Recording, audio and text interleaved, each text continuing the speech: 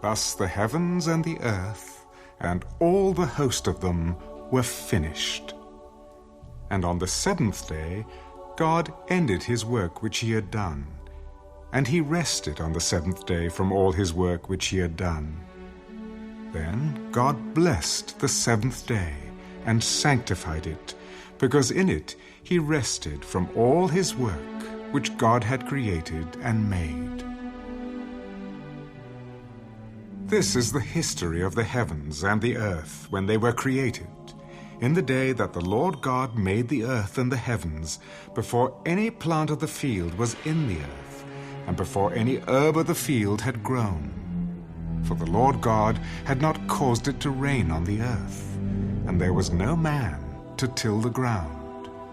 But a mist went up from the earth and watered the whole face of the ground.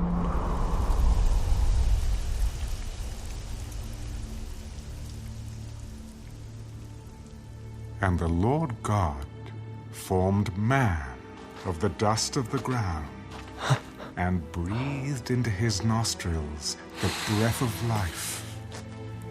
And man became a living being. The Lord God planted a garden eastward in Eden, and there he put the man whom he had formed.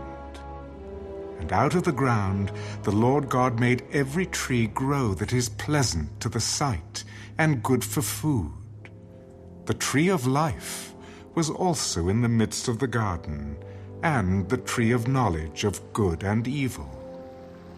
Now a river went out of Eden to water the garden, and from there it parted and became 4 riverheads. The name of the first is Pishon. It is the one which skirts the whole land of Havilah, where there is gold. And the gold of that land is good. Bdellium and the onyx stone are there. The name of the second river is Gihon. It is the one which goes around the whole land of Cush. The name of the third river is Hiddekel.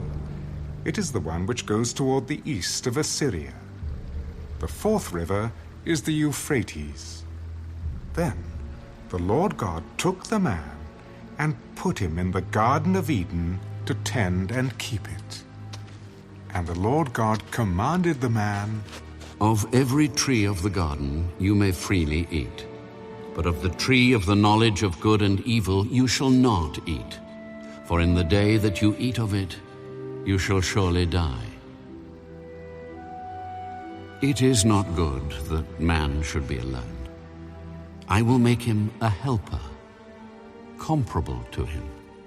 Out of the ground the Lord God formed every beast of the field and every bird of the air, and brought them to Adam to see what he would call them. And whatever Adam called each living creature, that was its name. So Adam gave names to all cattle, to the birds of the air, and to every beast of the field. But for Adam there was not found a helper comparable to him. And the Lord God caused a deep sleep to fall on Adam, and he slept. And he took one of his ribs and closed up the flesh in its place. Then the rib which the Lord God had taken from the man he made into a woman, and he brought her to the man. This is now bone of my bones, and flesh of my flesh. She shall be called woman, because she was taken out of man. Therefore a man shall leave his father and mother, and be joined to his wife, and they shall become one flesh. And they were both naked, the man and his wife, and were not ashamed.